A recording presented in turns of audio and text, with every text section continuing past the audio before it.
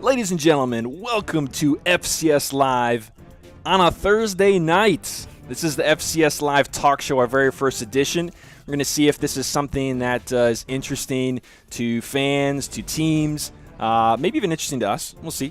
And see how this goes. We want to talk a little bit about the previous match. We want to talk about where the standings are at and the match coming up. Just to kind of build a little bit of excitement for what's to come. You know, we've had such a great year at FCS already, and it's been really exciting to talk about. The last couple weeks, Gerard and I have gotten a chance to actually be on site at a lot of these games in Grand Rapids, and plan to do the same for the game in Lansing this weekend. So lots of exciting stuff coming up. I'm Jared Kleppel along with Gerard Ascani and special guest Luke Miller. You guys don't usually see him, but he is behind the scenes. He is one of those amazing production people that I always talk about at the end of the stream. So welcome in Luke and Gerard. Thanks for being here, guys. Yeah, thanks for having us. Awesome. So let's just dive right in. Gerard, I want to hear your thoughts about this game that we saw. It was Midwest, hosted by Grand Rapids Olay. Grand Rapids Olay came out with a 9-1 victory in that one. Just very kind of overarching, 30,000-foot view. What were your thoughts on that game? Biggest takeaway, Olay did what they wanted to do. That's my takeaway. I already know that Jared's going to disagree with me, but when we talked to Fabian leading up to the game, Coach Fabian, he had a plan. His plan was executed. Right? That's what I saw. I saw them maintain control of the ball. I saw them get the press sucked in and creating open space behind the defense. Right? And when you think about that, there were a lot of runs, a lot of full court passes into open space, and it helped set up those opportunities to score and to win. Luke, what did you think? Your overall thoughts of the previous match? Well, it's interesting, Jared, because watching the game, I was producing, so I didn't have an analytical eye because I was looking at more aesthetics and graphics and stuff like that. But watching the game again today, I really, really got to agree with Gerard here. Is that Olay had their way, and this isn't my first Olay game. I've been watching them for quite a few years. Fabian never is caught in the unknown. Fabian knows what he's doing. He has a plan. Even if someone pulls a fast one on him and gets one over on him in the first half, watch Olay. They'll come out in the second half. He'll analyze. He'll shift gears, and they dominate every single time I've watched Olay do this. The only team I have not seen Olay do this against is Trizub in Chicago for the championship, and they just didn't have an answer for Trizub. But that's the only team I've ever seen them have a problem with. Midwest had no answers. They couldn't. They crumpled under pressure again and again and again. They resorted to 1v1s. The only time they had an idea of an attack was in the last 10, 15 minutes. In that case, it was too late and Olay knew it. Did you have any clips of the game that you wanted to take a look at? I don't know if I'm putting you on the spot, but I know we had some clips and some, we want to kind of show some of those things. But anything that come to mind, Luke, that you want to show? I think, one thing throughout the show I kind of wanted to, in my notes, I wanted to highlight was mental lapses. So, the first clip for me is the clip at, I think, 16:43 with the, I struggle with the Hasevich. I struggle with his first name. Hasevich on the back post. If you've been around futsal for any amount of time, you understand that is the danger zone. That is the place that everything happens. And you watch Fikret look over his shoulder I forget who scores for Ole. It might have been a Diaz, but he looks over his shoulder, looks at the attacker on a corner kick, and literally looks away to the corner kick, and the attacker sneaks in back post, easy tap in goal. And to me, this is the mental lapses Midwest suffered from all game long. Just mental lapse after mental lapse after mental lapse. And as in playing Grand Rapids Ole, you can't come, in the unknown. You got to be ready. You got to be up for this game, and they just weren't up for it mentally. And here's that clip. Actually, let's just take a quick look. You can see here it's a corner kick from Ole. They're setting up kind of in an L here, and then you have the defense here. The player you're talking about right here, number 10, Fikar Hasevich, right? Yes. Yeah, so watch this area. We'll see what happens here. Was when he rounded the keeper. His first touch after that was really it. one time. Oh, my goodness. And you can actually watch him look at him before that, too. If you run it back just a little bit more, he checks him, too. He knows he's there. Yeah. 6-0 play. So this is the going Diaz twins into the at it corner. again. Yeah, No concern. And as you for- just saw the replay, one of the Fikar. really biggest issues he had to have was known he was there. when he rounded Yeah, the there he keeper. is. His first touch after that was really It just left goes wide. right between the two of them. And You just can't get caught napping with Ole. They will punish you so bad. yeah, that's really tough. And honestly, that kind of leads into the thoughts that I had about the game.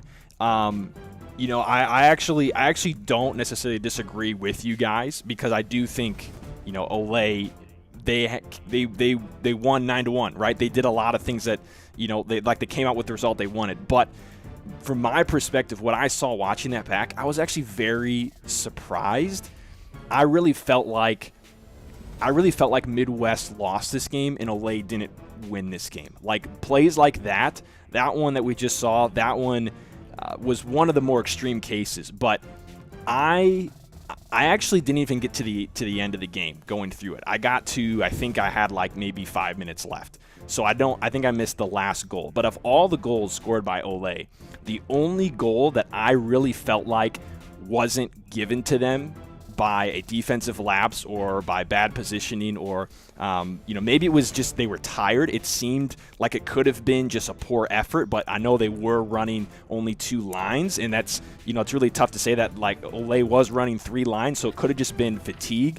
But the only goal that I saw that I felt like Ole really earned was the goal on an empty net when Miguel Cervantes was flying up the court because they were down by 6 goals or 5 goals already. That was the only one that I saw. And like every other one, it was like there was something like that happening.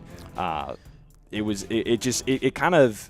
seemed crazy to me that at this level we were seeing those kinds of lapses. One of the things that's interesting, you pointed out the fact that they only had 2 lines compared to Ole's 3. Think about the first 10 minutes of the game. How much of a difference did we see after the first 10, 12 minutes of the game going into the rest of the first half and into the second half? That's where all of the goals were scored. And when you think about the fatigue factor, and it goes back to what Luke shared earlier about that mental composure, and they started off strong. They were playing neck and neck all the way through the beginning of the first half. They were playing tight, solid defense, and because they had to chase them around, and Ole was maintaining possession, they had to expend a lot more effort on defense to contain, to maintain structure. They got worn down. And then by the end of the second half, we started to see more of those or the end of the first half, we started to see more of the defensive lapses that you're talking about that we just highlighted, and those led to the goals. And so it is a combination, right? And when we think about how much of a role that played, we talked about it during the game, and sometimes it's hard to pinpoint, right? But the fatigue is a factor. That's a huge difference. 3 lines, 2 lines, literally 50% more time resting before going back into the game.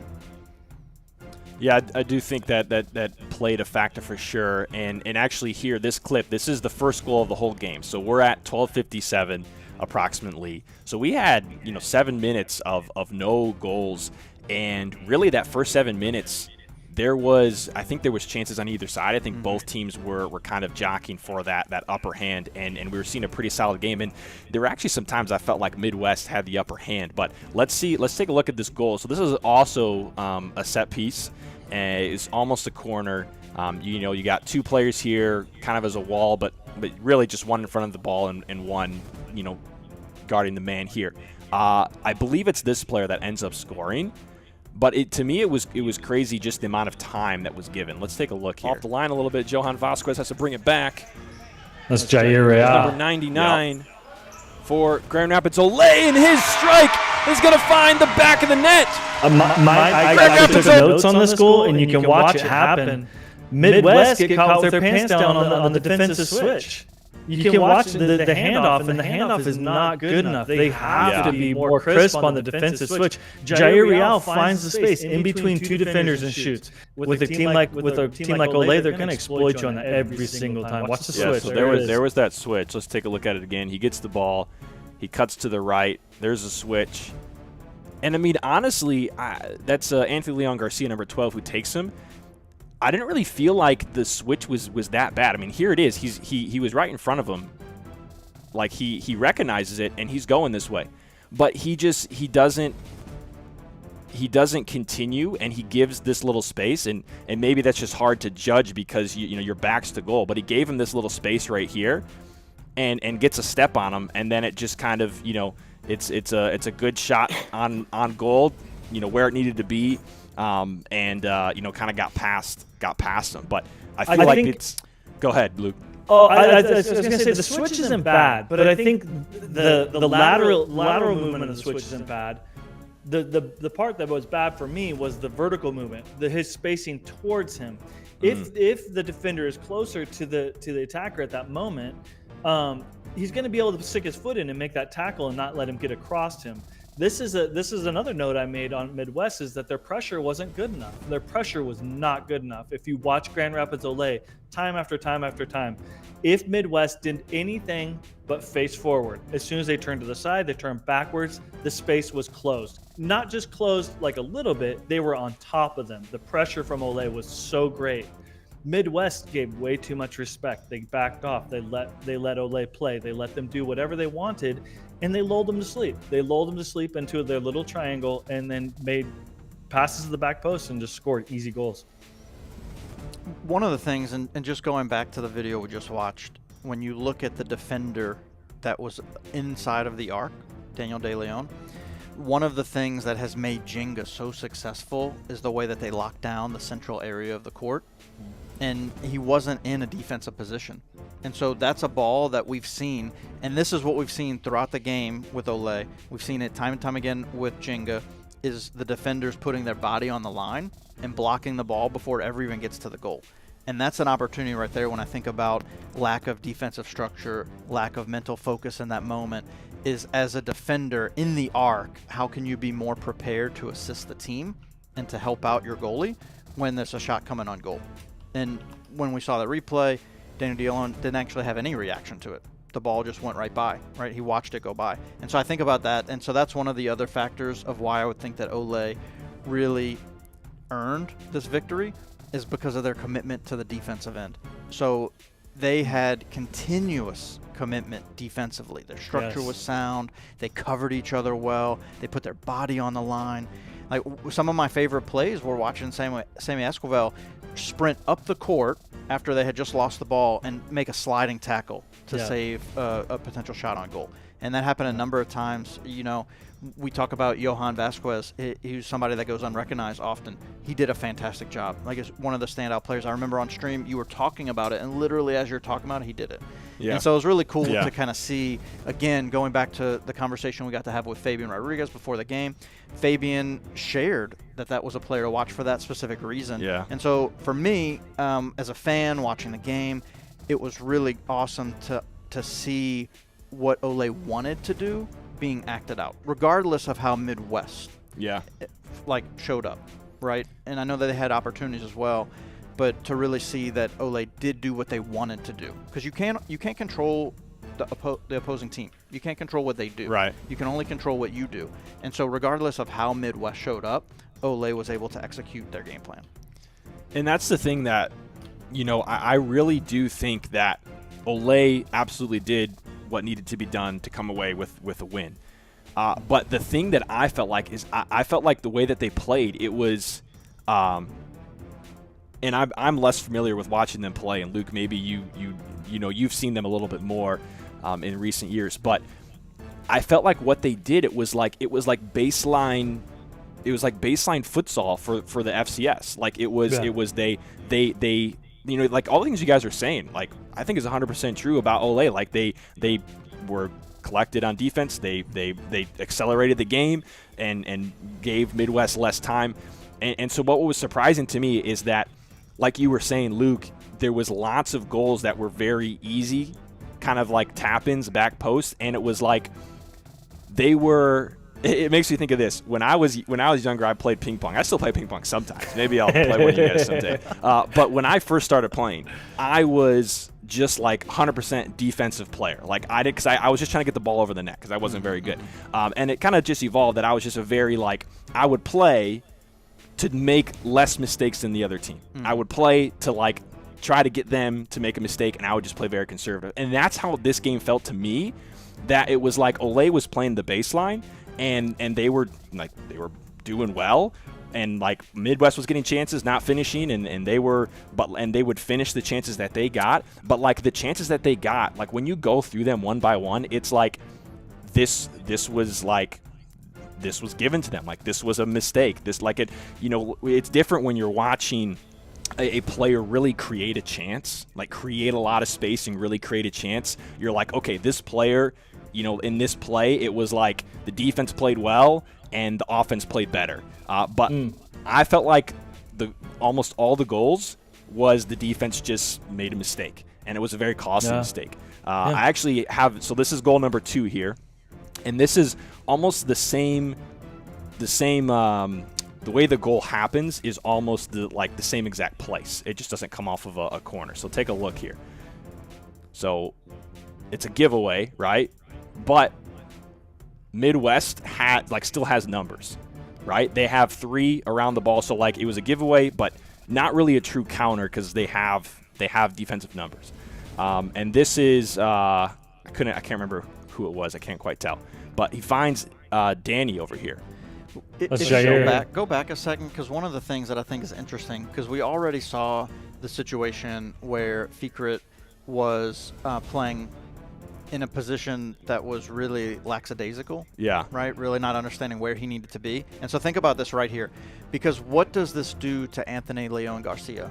When Fikret's playing so far off of his man, look at how Anthony Leon Garcia has to suck in to guard Diaz, right? Number 19. Because that should be Hasevic's switch right there. And so Garcia should have been able to cover the other Diaz twin, number 4. And so if he's over there and he's covering him, then this play, it turns out completely different. And so it is a mental lapse by Fikret. So I agree. But the fact of the matter is that was an excellent executed play. That wasn't just an accident that it happened. And if you I made this comment, and we did have some audio issues during the stream about seeing the twins understand where each of them were going to be in that moment, because that's a pick play, right? And one of the things, so I've only really been involved with futsal for about 3 months now.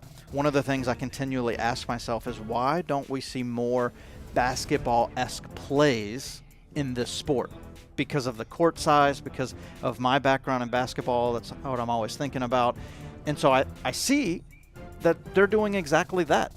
This is a basketball play. It's a pick play with a roll, and now you have options, right? You have your shooter popping out. You got the roll man going to the goal. Like this literally is a basketball play that happens. And what they're doing is they're seeing how they're moving on the court, and they're taking what the defense gives them. And because the defense is out of position, we got that back post run that Luke was talking about that everybody knows to do, and goal, right? But if they're in position, that's just a pass to the guy that pops up top at the center of the key in basketball, right? Yeah. And so that's one of the things that I think about, is that regardless of what Midwest didn't do, Ole executed their plays. And you can't make the defense play better, right, on these plays. but they executed. So, like, that's a fantastic role. Is this something that we see often in futsal? Role plays, pick and roll plays? Yeah, well, I've heard a lot of what Fabian talks about. He technically screening is illegal, but you watch them, they'll do it all game long. As we watch more and more of these plays, you'll see the rotation on offense from Olay has a pick in it. You watch. If you go back and watch, it's their rotations, their movement. It's built into their movement. Is this screen? It comes up from the baseline, comes up high, and they'll screen off. And it depends on what happens. It's all very fluid. Whatever happens with the defense and whatever happens with the offense is all very fluid. If they go into the pick or they don't go into the pick, and then they're leaving the defender guessing, are they going to go line or are they going to go towards the middle of the court? They have to take a guess because they have to get on the one side of the defender or of the pick. So I haven't read all of the rules yet of futsal. I'm really interested to read that, right? So if they can't do that, why is nobody saying anything? Why is that not? Why did Coach Gio Garcia not bring that up to the officials? Because we do see it. Just like Luke said, we see the entire game. Oh, he does it. He does it for sure. Oh, well, was he talking about but that? The thing is, like, isn't I don't know for sure, but in football, it's also like a similar rule. Like if you have wide receivers crossing, like you can't like out and just like deck the defender coming towards you, right? But if your path like gets in the way of the other player, it's I feel like it falls into that zone. It's like if it's kind of and like this, I mean, it seems like pretty deliberate in this case, and I don't know exactly what the rules are, but it seems like it would have to be very, very blatant as like, okay, this player just like really stuck up against this other player and like made a big impact. Our counterpart Jake, who's not live with us tonight, is very familiar with the rules and runs a lot of tournaments with youth. And his comment in the chat is, you can't set a pick like in basketball where you plant your feet. As long as you screen and continue to move, it's legal. So it's almost as if you're in your movement, and you'll see them. They're not trying to they're not like posting up like like a basketball player. What they're trying to do is make their runs and everything they're doing look like. See, he just bumps him and then he's off. He bumps him and he's off. He's not setting it or But here's the deal with this. They screen all the time. Yeah, but here's the deal with this play. It's like, okay, so you get space here, and they already, we already talked about that, Hasevich needs to be up, and Leon Garcia, that way he doesn't have to pull in. But even after they get this, and they get the ball to Danny, it's like there's a player that's goal side that's not marking anybody. Yes. And then you have this player, and he's on the complete opposite side, and he just lets him just go. So this is the part that's interesting. Fikret Hasevich had an incredible game the week prior. I thought it was the standout performance of the season. We were on stream. I said it's hands down best performance I've seen since seeing any game in this league. This is almost the exact opposite of that. And so when you think about saying that this is an opportunity for Midwest and their structure, on both of those plays, it's his lack of positioning. So if he has better position on that play, either before the initial pick or after covering the back post run, that's not a goal. That's just the ball up the top of the arc. Yeah. That's it. If anything, it's a long shot. And so when you think about it, not that we're putting the game on him, but in those situations, it just takes one player to be out of position. It takes one player to not protect the back post run, and it's a goal. Yeah, and it wasn't just Hasevich. I mean, we had a couple that when it was him. I'm actually just about to show a clip where he actually is in the right position and makes it. And it actually turns into, in my opinion, one of my favorite plays of the game. So there's an attack from Olay, looking back post. Hasevich is there. He thwarts it right there, and then he ends up getting it. And then now, I think this is Daniel De Leon that breaks away, and Fikret just puts a dime. And this is like what I'm talking about. Like let's just watch this and then let's see. So he takes his shot, puts it right on his foot, and then he's got a 1v keeper, and obviously those are. you want to make those, and you feel like you need to make those, but they are harder than it seems, especially when you're right there in the keeper. And probably his first touch is probably the biggest deciding factor. But I mean, or the second touch, I mean. So, and hindsight's 2020, but they don't end up converting on this. But to me, it's like this, a play like this, even though the diagonal ball is in futsal, sometimes some people like it, some people don't. And, personally, I think it just kind of depends on the situation. And like this case, I thought they ran it really good, but I didn't see any goals from Ole that felt like this. And this wasn't a goal, but I didn't feel like the player really created something like very, very special. It was just a defensive lapse, right? Now this one, you could say it's a defensive lapse, but you had two players there, great ball. Yep. He flicks it and doesn't quite get it. Great save from who was in the first half. It's not Mendoza. I can't remember who's in. Andres Montes. Yeah, Andres Montes. Great save from Montes. One of the things that I did note during the game is that there were many times that Ole imposed their will and had these great runs to beat the press, but nothing came of it. And so that's the part where I think that they continually wore down the Midwest mentality because they were, and just the fatigue factor came in. And so that's what, we might not have seen goals on those plays, and I don't know if we actually clipped any. Something to think about in the future is in those moments when I see those kind of things happen, to kind of like make a mental note to see that impact, because in those moments when you are executing, if the defensive structure and composure is there, it will be harder to score. But over time, if they lose that structure, they lose that composure, then it's going to be a lot easier to score. And so that's what I think that we saw throughout the game. And goes back to what Luke and I were talking about earlier, as far as like over the course of the game, there was that loss of mental composure, to where it's just moments. Like that was a beautiful play, beautiful defense by Hasevich right there. But again, the couple goals we saw, I mean, just moments, like literal seconds in time, and that's how fast. It's one of the things Jake talks about all the time in futsal during our games. He shares about how fast the momentum can change, right? How fast the momentum can swing. Yeah. Because literally it just takes seconds in futsal to go the length of the court and score. Yeah. So speaking of moments, I actually made a note watching this, is that at this moment with this 1v1, does he score it? Does he not score it? Yeah, it's hard. And yeah, he's in a position, but I'm going to address a couple things, which is this could have been the moment that Midwest inserted themselves into the game. This could have been the moment that lifted them from, hey, we've made a couple lapses, but we were in this. But they had a lot of opportunities to do that, actually. And even before the first goal was scored, they really did.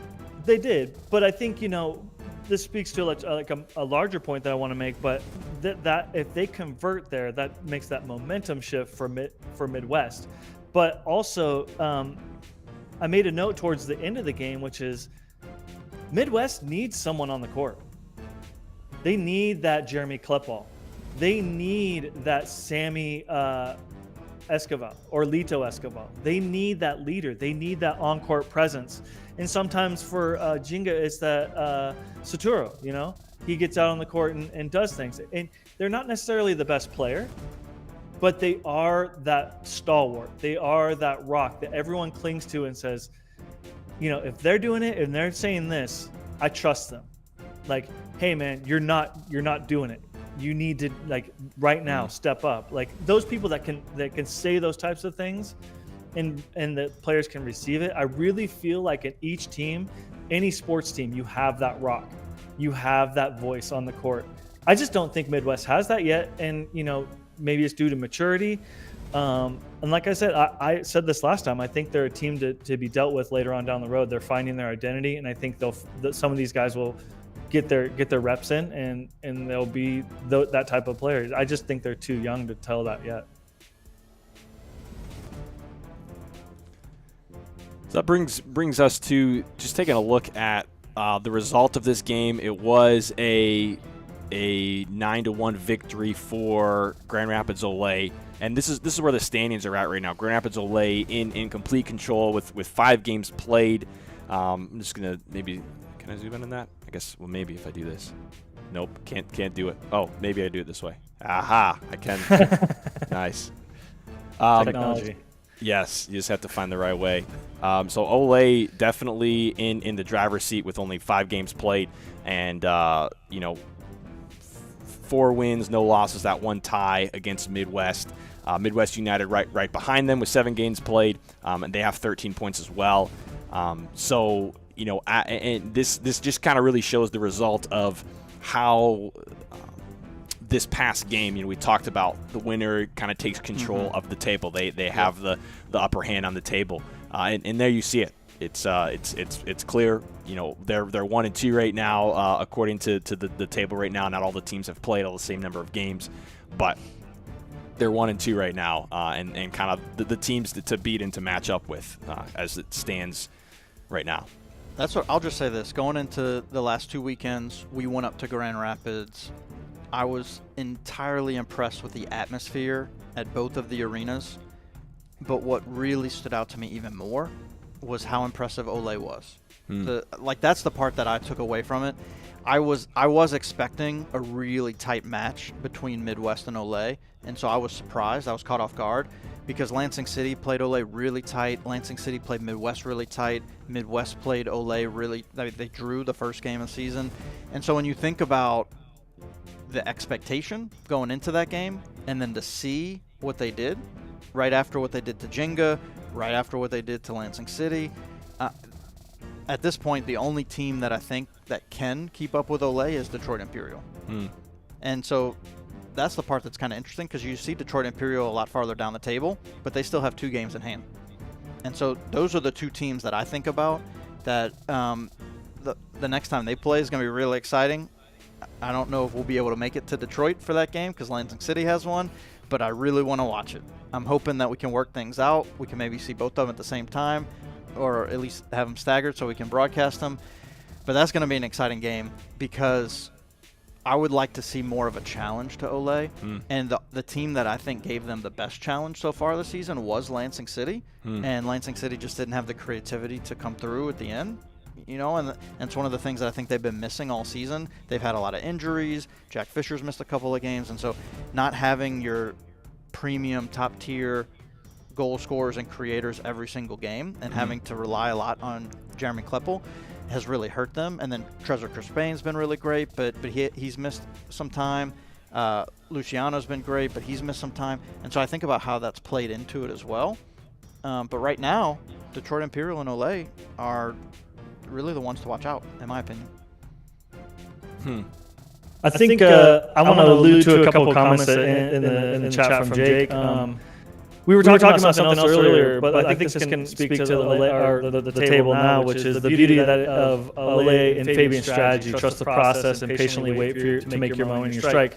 Like I said, Ole's been around the block. I think they have a very good handle on what a season is and how to go about it, how to attack it, road games, the grind of all season long, and then making it to the championship and being up for that game as well.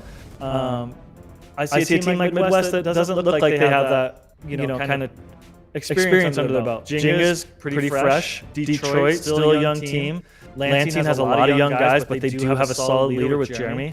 I'm not going to mention the bottom of the table, but I just think that speaks volumes to like the program that is Grand Rapids. You say you're impressed, and it's not an accident. It's not a one season thing. This is a squad. This is I hate to mention it and I hate to say it, but if you think about the Barcelona way. They had a strategy. They just pass you to death, and then they just execute it. It wasn't flashy. It wasn't like a 80-yard dime. It was just doing good stuff until they couldn't take it anymore, and they just tapped the ball in the net. That's Ole to me, and it's a system. I mean, top to bottom, youth to adult. Really impressed with them. And they, of course, have no losses yet. It's funny when you look at the streaks on the sideline, not sideline, on the side. I'm just still in like play-by-play mode, I guess. On the sideline over here, we have the winning streaks or the losing streaks, and every team is in a losing streak. I thought that was funny, other than Ole, just because of how the games are staggered and stuff. But I just thought that was funny. Oh, yeah, it's one thing to note. So we do see that every team has it, and one of the things I threw out there was Detroit Imperial. A couple of their losses came recently, and they didn't have their full roster. So one of the things that was really an opportunity for them was the travel down to Jenga.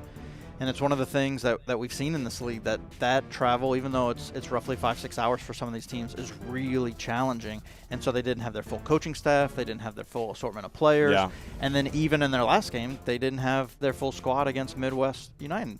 And so it's one of the things that I think about is what kind of factor did that play on what we're seeing in the table here, which is also why I still think those are the two teams. So going into my first game at Grand Rapids, seeing Ole, I thought Detroit Imperial was the team to beat in the league. And so that's what I was going in with the assumption of, and Ole disproved that theory, at least in my opinion. And they haven't met yet, Ole and Imperial. We'll see that later on this year. But this weekend, Detroit Imperial travels to Lansing, coming to the Lansing City Arena. And this is going to be these two teams' first meeting. And very interestingly, I feel like as far as rivalries go, I think Lansing City and Detroit kind of have a history. They've both been in the FCS for a long time. In games that I've seen here, sometimes they can get pretty heated. And we'll see if Imperial is able to bring their full roster this time. Like you mentioned, the last game they didn't have everybody that we normally see. But this weekend, it's for Imperial. They're coming off of a 2-game losing streak. I think they have a lot of very, very interesting. I was just about to say this, and Jake chimed in the chat that Detroit hasn't really played anyone that's tested them. So the home opener was against Jenga, which Jenga has proven so far to be a different team away than home, and some of it might have to do with that trip. And then their other 2 wins are against Midwest. So this is a team that and then when they had a game that was not against, they traveled to Jenga and lost, right? And didn't have a full squad there, didn't have their coach there, and then the other game is against Midwest, which they had an opportunity to kind of be tested, and they didn't have all their players, and so they dropped that one too. So really, this could be the real first rubber hits the road for them. Are they going to have their players this time, and are they going to how are they going to fare in the Lansing Arena? Well, no one asked why. I thought they were a team to beat going into these games against. Well, the defending champs. No, but here's the thing, right? Because I didn't know anything about futsal from last season other than what I saw on paper. Yeah. So, my experience and understanding and appreciation for Detroit Imperial were just the games that I saw here and on stream. Yeah. So I got the opportunity to call one of the games against Midwest. And one of the standout players that I love to see on the court, I actually made a comment about in the game of how he didn't have the clinical finishing touch, and then he went ahead and put in a hat trick. Davide De Poche. So just incredible on the ball, creativity, skill, passing, regardless of competition, because, again, you can't control who you play against. So, yes, the competition could have leveled up their game, could have leveled up the defensiveness, but he was creative on the ball, clinical with his finishing touch. And then I know Luke's going to love this piece. I think the best goalkeeper in the league is with Detroit Imperial, Michael Forbes. He is so much fun to watch. Not only is he amazing in goal, but he is an incredible attacker. His shots on goal, wow. I think he has the second strongest foot in the league, which, of course, Jeremy Kleppel has the first. But Michael Forbes, he's coming for Jeremy's foot. He puts those rockets. So, Luke, now tell me, because you dropped this comment the other day, and I never asked any follow-up questions, but I know you mentioned U.S. men's national team and Michael Forbes in the same sentence, so tell me why. I see rawness in him. I see a fire in him. When I see him play, it's never like phoning it in. He plays 100%. And there's a lot of people that can do that, but do people have the physical prowess to back it up? The guy's a specimen. If you look at him, he's an athlete. And to me, we breed, Americans, we breed goalkeepers. That's what we do. That's what we're good at. We're not good at much else. We just do the goalkeeper thing. But he's athletic. And I watched him in a game recently make a save and he's down on the near post. The ball goes to the back post. He jumps up somehow, flops in the air, swats the ball out of the middle of the goal, and I was just like, he's on another level, like with what he's trying to do. Like, you can't coach that athleticism. You can't, say, hey, practice this drill to be more athletic. That's just born in him. I think he needs to see different variations, like in the national team call up, sitting behind someone like, I just lost names, out of Futsal Factory in Ann Arbor, Robert Dameron, sitting behind someone like that. And the Italian, Jake knows this, I lose names all the time, but the Italian goalkeeper that we have, that's our starter, I totally spaced his name, but 2 solid goalkeepers sitting behind those 2 players, at least at a training for a national team, you might be breeding one of your next top goalkeepers. I just think it's a smart move. I think he's athletic. I like the way he looks. He plays futsal, which is a plus. He doesn't play indoor, But yeah, that's my shout for. See again, lost his name. Forbes. Michael Forbes. Michael Forbes. Sorry. I've been thoroughly impressed with him. So I've got to see him a number of times play. For me, he's the standout goalie in the league. So if I'm picking anybody in goal, that's who I'd want. Well, and, he faces a very tough challenge in Lansing City at their arena. They on the standings table, they don't look like much to be reckoned with. But every single one of their games has been a 1 or 2 goal loss that they've lost. Of course, they had the one at home against Midwest, and they won that one very handily.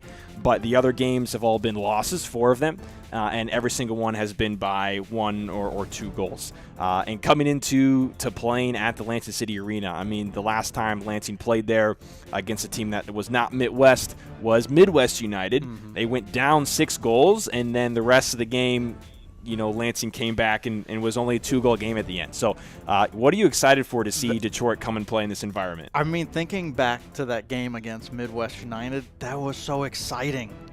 The way they came back after being down, and it's one of the things that I take away from the season for Lansing City, is every single game they're in, they play tight. They play with everything.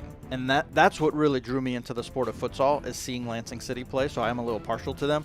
But seeing their commitment, we talked about it with Olay, about that defensive commitment, and I think that's what won them the game and is helping them to establish themselves. But for Lansing City, they give everything on every play. Someone like David Saltzman, incredible effort, intensity. It's just so much fun to watch them play.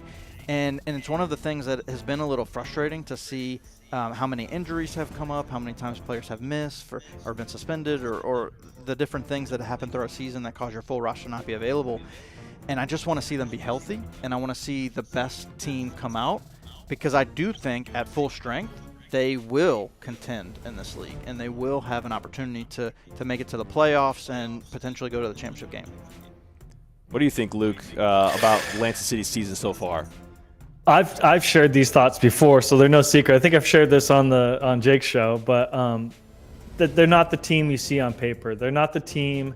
Jake put in the chat, -6 goal differential for Lansing when you take out the Midwest matches. They've competed in every single match. I agree. Yeah. They show such great things. It's not like flashes. They put in great performances.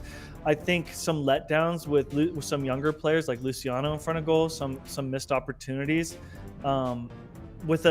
I would panic a little bit with young talent like that on a team, like, hey, can we get them somewhere else? But they're under the tutelage of Jeremy Kleppel with U.S. men's national team experience.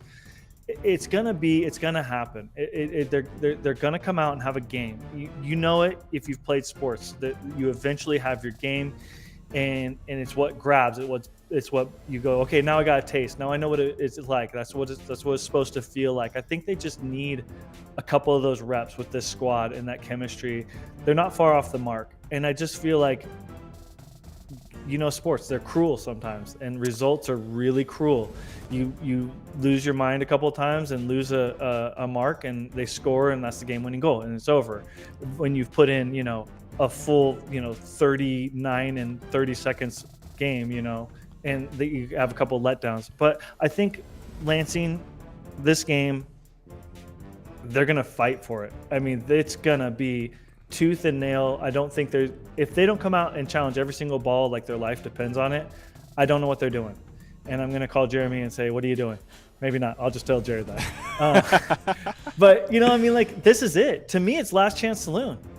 You cannot drop this result. As far as morale for a team, as far as the season goes, this is the turning point. This is where you put your flag in the ground and say, we're going to make something of this season. I do think on that point, though, from my own perspective, I don't think the point of this season was to be the champions of FCS. I don't think that was the point with all of the young talent in Lansing City. One of the things that has really drawn me into the sport is really what Jeremy Kleppel wants to do in building a team through the youth academy to where we have players that have just played futsal for years and years and years. And it's not players like a lot of the players from Midwest United that play outdoor soccer, right? And it's a different game. There's a skill set that's transferable from outdoor soccer or football to futsal. But when you think about the time on the ball and the plays and the intensity level, like one of the things to see on a couple of the scrimmages and practices I've got to come to see the intensity that Lansing City plays when there's nothing on the line, when there's no fans here, when it's not being recorded, it's intoxicating because they're putting everything out there. And at one point, it was really funny. The first line got pulled out of a scrimmage because they didn't have that intensity, and they didn't give up a goal. They were scrimmaging another team at that point. They didn't give up a goal. But all they did was they were out of position, like we just saw Fikret Hasevich. And in a scrimmage, that line got pulled immediately and had to sit out for about 5 minutes. And so you think about the difference of intensity, of intentionality of Lansing City in a situation that did not matter whatsoever as far as the standings go, as far as like people are going to be recognizing it. The moment itself mattered, those people got pulled. We saw Midwest United, 2 goals. Lapse of judgment, lapse of focus. Did those players get pulled? Did those lines get pulled? Right? And I think that really goes back to what Luke's talking about of Jeremy Kleppel and the leadership. I do want to just point out one thing. Jake actually chatted this a little while ago. Midwest United was without their captain, Jorge Saldanas. And you have to wonder if that's, if he may have provided that. That you were talking about, Luke, actually before. I just wanted to kind of insert that.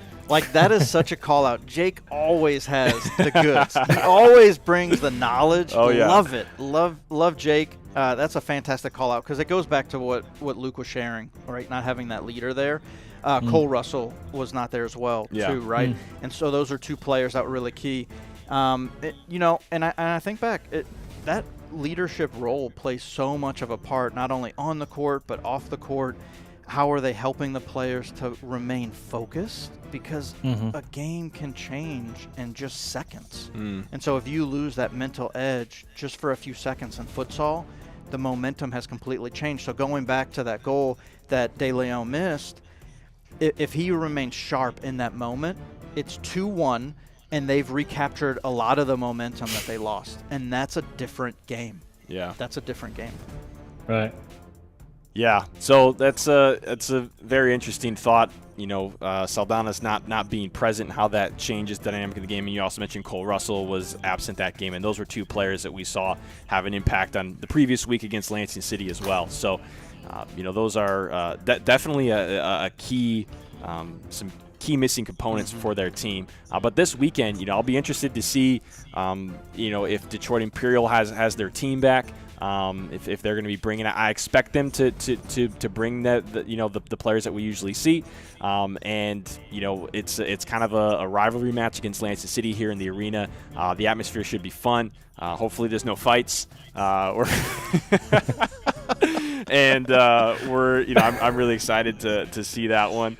And in the environment in the arena, I mean, you've seen some games here and called some games with me here. It's a blast. I'm going to say this because you're talking about fights in the arena here, and I was talking about scrimmages that I saw. So one of the scrimmages was against Inter Detroit. And so, again, I don't have much knowledge of futsal. This is like one of my first experiences, and I get to watch them play in this scrimmage that, myself and my family were the only fans here. They were about to fight. They were so intense.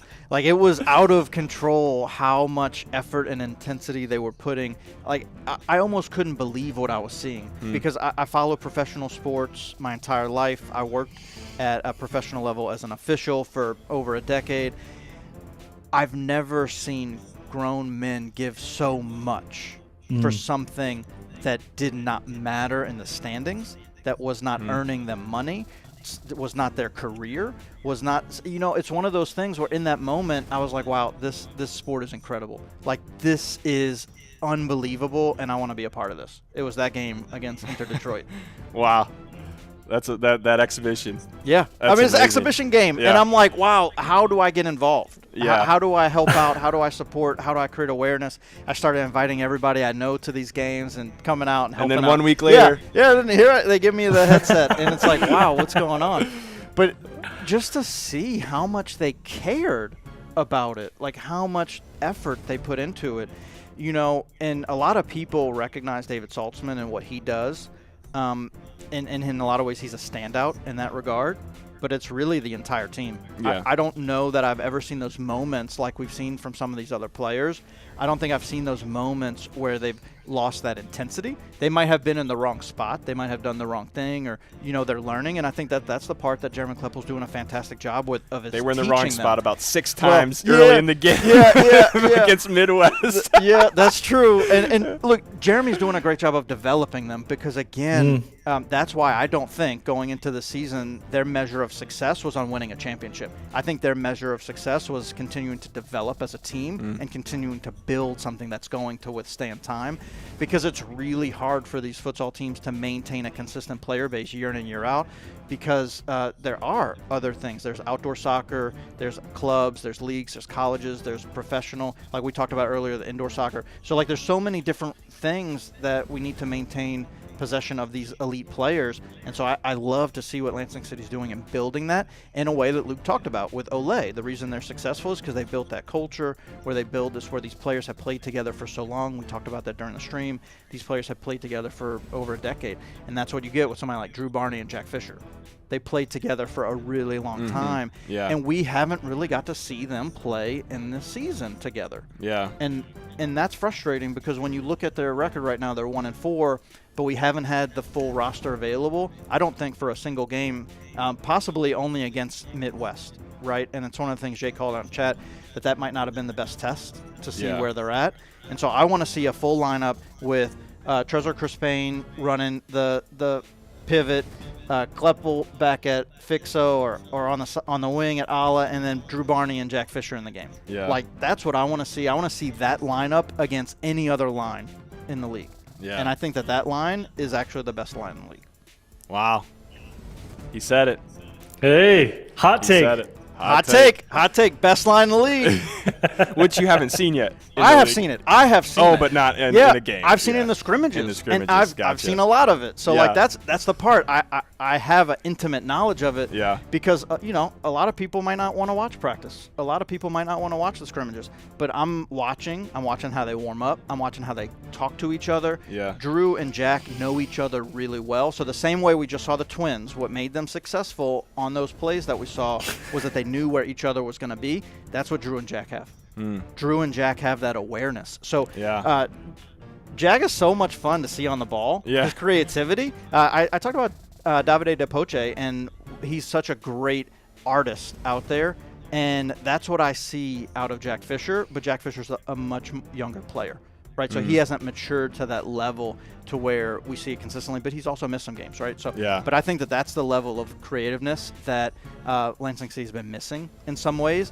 And that's what got me started thinking about basketball plays and like pick and rolls and different things. Because I'd like to see Lansing City do more of those things where they're not over-reliant on Jeremy Kleppel having these incredible shots to win games. Yeah. Like, I want those shots to be the cherry on top. Yeah. Jenga shut them down because they made Jeremy Kleppel beat them. That's what they did, right?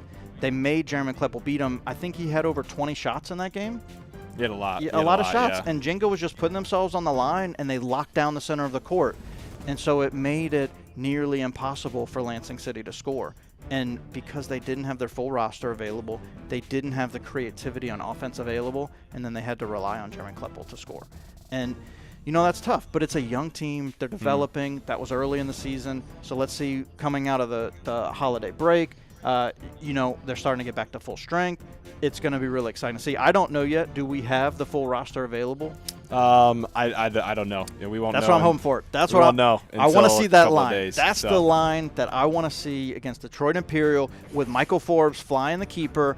I want to see what happens when Jack Fisher gets the ball and we go on a break passing to Drew Barney. And I want to see the cross-court pass. I know you say it might not work in futsal, it might not be popular, but they are two that are capable of those types of passes, right? And Trezor Crispin, man, he maintains possession of the ball so well at the front court. Like, he does such an incredible job of allowing the play to flow through him. Yeah. Right? He can create the shot on his own, but he can also hold up play and then let the wings get space and then create that space for Kleppel. And that's one of the things that they missed, right? Going against Jenga, and then when we saw them against Midwest. And, it's been rough, but hopefully we see them at full strength.